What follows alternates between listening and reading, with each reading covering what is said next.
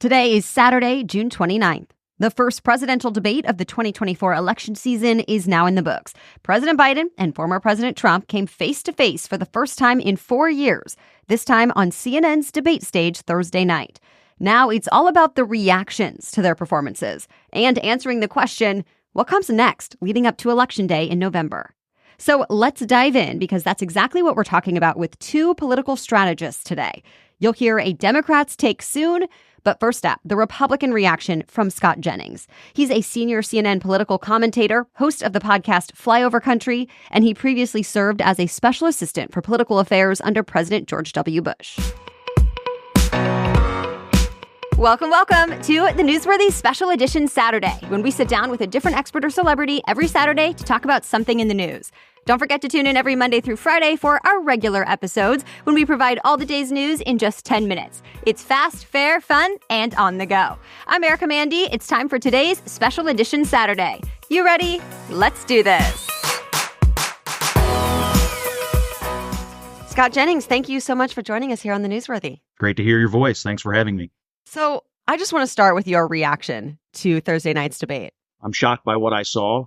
I'm shocked by how Joe Biden performed. I don't really think anybody's going to remember much about the policy exchanges in this debate as much as they remember just how shocking it was to see Joe Biden on that stage in the condition that he was in. It came across to me that Joe Biden is not up to the job of being president, not just for another 4 years, but maybe not up for the next 7 months. Okay, so aside from Biden's performance, I am curious to hear what you thought former President Trump needed to accomplish in this debate and if he was successful. I mean, I think the debate will be remembered mostly about the images of the two candidates, the split screen. So from that metric, all Donald Trump really needed to do was look like the more with it candidate, the person who looked like he was up to the job. He no doubt did that. I think on policy, he did score some serious points by talking about immigration and the crisis at the border. I think he did a good job dragging economic and inflation ideas at several points in the debate into the conversation. And he also, I think, hit some notes on foreign policy, specifically Afghanistan, that reminded people why they lost confidence in Joe Biden in August of 2021. I don't think he was as optimistic as he should have been. At some point in the debate, he should have realized he had it won, and he should have turned the page on everything and been far more optimistic and uplifting. He was pretty negative throughout, and he pummeled Joe Biden throughout. So if I had a debate critique, that's where he left meat on the bone. Failure to pivot to the future as opposed to pummeling his opponent. Yeah, and do you think that the policies were discussed enough, that they mattered enough in this debate? Yeah, I think they were discussed a lot. And I think it's largely because the CNN moderators, Jake Tapper and Dana Bash, did an expert job of moderating this debate. They asked all the right questions. They hit all the big issues that you see in all the polling that people care about. And so, yes, I do think both candidates were given plenty of time to lay out their positions, to critique the other positions.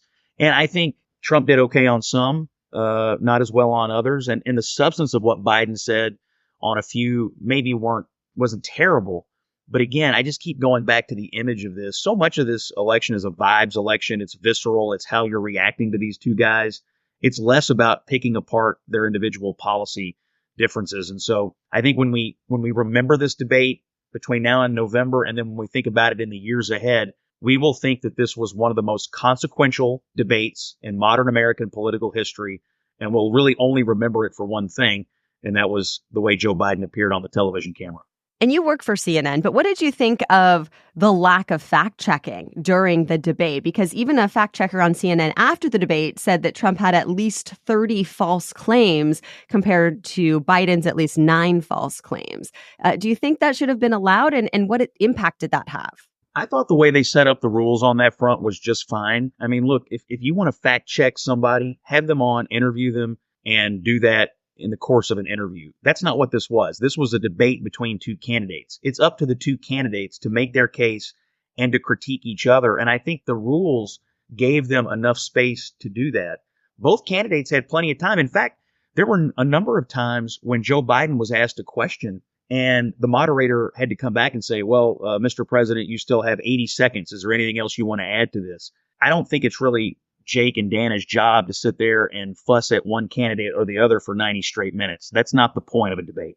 Do you expect that Democrats are going to try to change candidates as some have now called for? And if so, what could that impact be on Trump and Republicans? Well, it's certainly being discussed. I mean, on set, when we came off the debate and immediate reaction from our panelists, I mean, you could hear it already from people like David Axelrod and Van Jones. I mean, these are people I respect tremendously. These are luminaries on the left and in their party.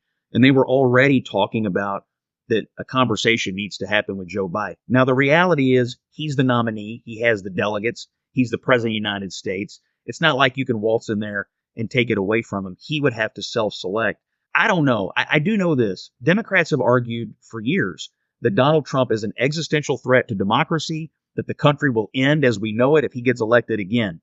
If you actually believe that, and it's something beyond a talking point for you, my view is you probably have a moral responsibility to begin working towards the outcome of a new nominee at this moment. Biden was already losing.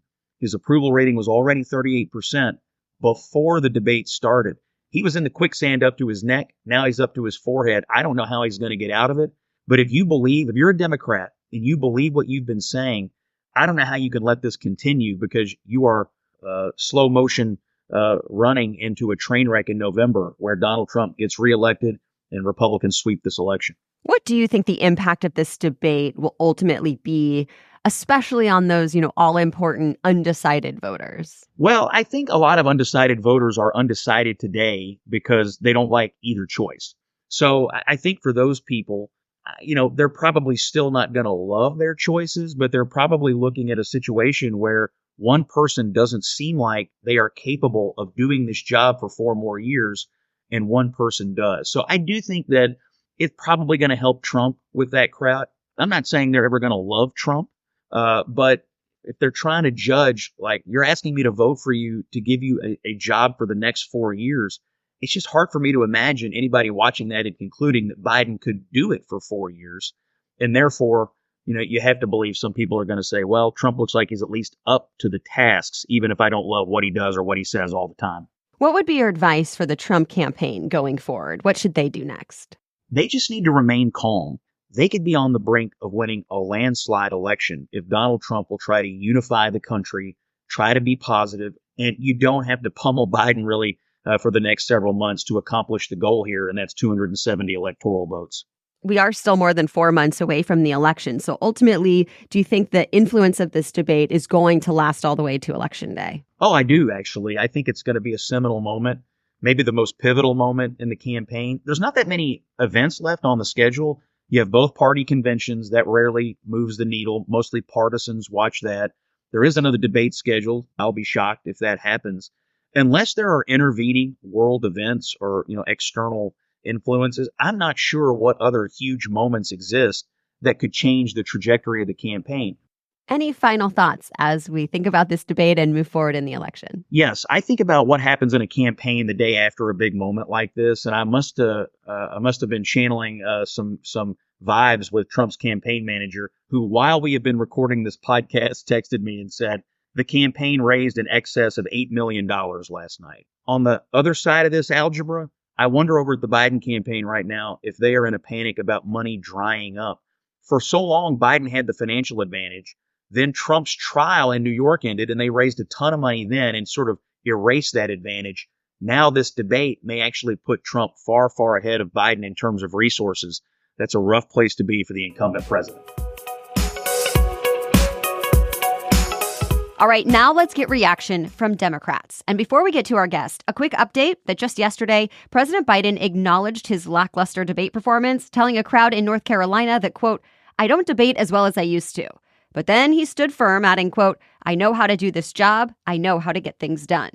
And while some Democrats are calling for a new candidate, others say a Biden administration could still do better than a Trump White House.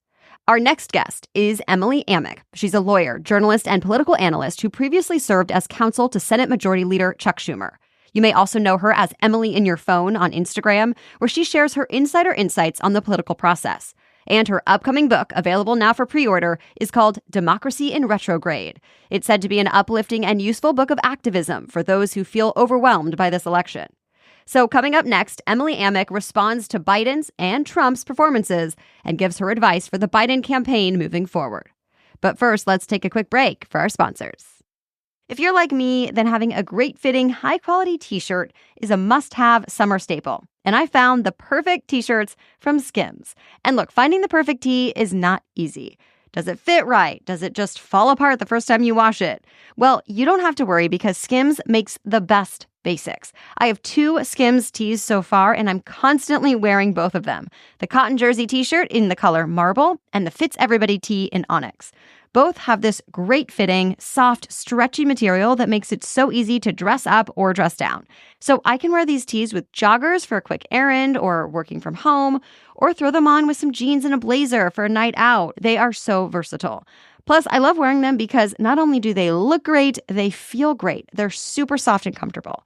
Shop the SKIMS T-Shirt Shop at skims.com. Now available in sizes extra, extra small to 4X. And if you haven't yet, be sure to let them know that I sent you. After you place your order, select podcast in the survey and select my show, The Newsworthy, in the drop-down menu that follows. The Newsworthy is also brought to you by Green Chef. Green Chef is the #1 meal kit for clean eating, delivering pre-portioned and prepped, quality whole foods with limited processed ingredients. I really appreciate the quality of Green Chef. Green Chef offers unique farm-fresh ingredients like figs, dates, and artichokes, sustainably sourced seafood, and more. One of my recent Green Chef meals was a tasty chicken with garlic charred rice, apricot pan sauce, and roasted almonds. We put that together in about 30 minutes, even as I had a little one running around the kitchen. And I also made a chef salad with prosciutto and herby feta, tomatoes, artichokes, and almonds in a lemon caper sauce that came together in just about 10 to 15 minutes. By the way, Green Chef is owned by HelloFresh, so you really can't go wrong with either. And get this, if eating better is part of your goal this summer, you can support a clean eating lifestyle with nutrition advice from a registered dietitian. Every Green Chef customer gets a free session, so you can sign up and start your journey towards better health today. Go to greenchef.com/newsworthy50 and use the code newsworthy50 to get 50% off plus 20% off your next 2 months. Again, go to greenchef.com/newsworthy50 and use that code newsworthy50 to get 50% off plus 20% off your next 2 months. Okay, now to my conversation with Democratic analyst Emily Amick. Emily Amick, thank you so much for joining us here on The Newsworthy. Happy to be here. So let's just jump right in because there's a lot of concern, even among Democrats, about President Biden's performance on Thursday night. So what's your take on how this all went? Yeah, I mean, I think that we are hearing a lot of consternation, a lot of ex post facto discussions about what other people would have done about the debate. It is a fact that Joe Biden is old, and that was incredibly apparent at the debate. But what was also apparent is that Donald Trump has not changed, and the lies and sort of unhinged commentary continued and, in fact, grew. He sort of was somewhat on message at the beginning of the debate, but as it continued, we got more and more of the old Donald, and we're reminded of what a presidency from him would look like. Yeah, and there was no fact-checking during the debate. So how big of an impact do you think that had, especially since fact-checkers at least said later that Trump did make more false claims than Biden? I don't think that we have figured out how to do presidential debates in the year of our Lord 2024. Nothing any of the news outlets are doing is working. I also just wonder how many people actually watched this debate. My impression, based on my conversations with people, is that the only people who were watching this debate were people who are already super into politics. Everyone who was watching already had an opinion of Trump. So I don't think anyone who went in there was going to be swayed by the facts. I mean, how could anyone believe when he says something like the air and the water was the best ever during my presidency? It's ludicrous. The thing that Trump does so well is say so very many ludicrous things that you can absolutely never see the trees for the forest. What the question is now for me is what is the war of clips? And I have not yet been on TikTok to see what clips are reigning amongst the commentariat. The entire discussion that I am seeing is about Biden's virility. And at the end of the day, I think that's because the premise of this debate was to test that question. And perhaps it was a massive strategic misjudgment from the campaign. Yeah, I mean, do you think voters took away any policy differences, or were there any moments that really stood out in terms of policies, or was this truly just let's compare their fitness for office? Any thinking voter could clearly see the policy differences between those two people. I think one of the most unfortunate things about the debate is that the performance is the headline, and President Biden sort of missed the opportunity because of the performance issues to really drive home the massive substantive difference between his administration's policy and a Trump 2.0 administration policy. And frankly, what Trump did with his previous administration, because seemingly we all seem to forget that, like, he was president for 4 years. this Make America Great Again. It's like, well, you had 4 years. How'd you do? And so, there are massive differences when it comes to especially abortion rights, for example, when it comes to environmental policy, when it comes to the economy. And it was very, very hard to hear those differences when so much of the hand-wringing was like echoing in my ears from Twitter into my brain. Do you think ultimately that performance is going to hurt Biden moving forward? And, a lot of the talk, even from some Democrats, is maybe he should step aside. Maybe we should have a new candidate. What's your take on all that? I think it's important for people to say what they think. I am never of the mind that it's helpful for people to try to quash other people's political statements. First debates notoriously don't impact political outcomes. And there's lots of examples for that. Barack Obama, more recently, John Fetterman. I think the question is about the inspiration and the motivation behind the core Democratic base who Joe Biden needs to be out there working for his reelection. At the end of the day, all of the hoopla over this is going to need to worked out at levels far above my pay grade. But what I do know is the issues, right? And what the Biden administration would do versus what the Trump administration would do on the issues that are incredibly meaningful to me and that I care about. So in your mind, it's not about whether Biden is the candidate or not. It's about the issues behind whatever that office would do. I'm a pragmatic voter. And I am just always thinking about what is the advantage on the issues that I care about. How can we turn this country into the country that I believe is best for my community, my friends, my family, all of these things. And I'm an issues voter. And that's how I've always been. I'm not looking for inspiration. And one thing I hear on the right all the time about Donald Trump is we're electing a president, not a pastor. It's very, very much in the infrastructural ethos of a movement where, he obviously, as a personal life, does not comport himself in any way, shape, or form that reflects what they claim to be the moral righteousness path. But for me, Joe Biden has done a lot of things as president that I find extremely impactful and important. He's done things on gun violence. He's done things on reproductive rights. And he would sign a codification of Roe. Like, these are just things that exist. And for me personally, as a voter, that's how I'm thinking about my decision. What about those all-important undecided voters? Do you think this will matter to them? I think it's not about the debate that happened this week, but it's about the clips and how those clips spark narratives. And the reality is those undecided voters are not paying attention right now. They are focused on their own lives. They're focused on putting food on the table. And so the question is really what happens over the coming months that draws their attention to these political issues, and how does, on the one hand, President Biden continue to lead this country, and how are their lives improved and impacted? And on the other hand, like, what crazy things does Donald Trump do or say that reveal how he will actually comport himself as president of the United States? What would be your advice for the Biden campaign going forward? What should he do next? I think that the Biden campaign has a secret weapon, and her name is Kamala Harris. And I think that people need to remember that they are electing an administration, and VP Harris is a key part of that. And I was with her last week. She is an incredible orator. She is powerful. She is funny. She is charismatic. And what I want to see is more of VP Harris. Well, Well, thank you so much to both of our guests today for joining us here on The Newsworthy. To hear more of Scott Jennings' analysis, check out the latest episode of his podcast called Flyover Country and catch him as a conservative commentator on CNN.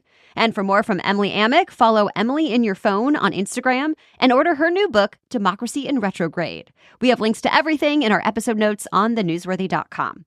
Of course, we'll continue to keep you updated on the major developments in this presidential race and the other news to know every weekday with our fast, fair, fun 10-minute daily news roundups. So we'll be back on Monday with everything you need to know. Until then, have a great weekend.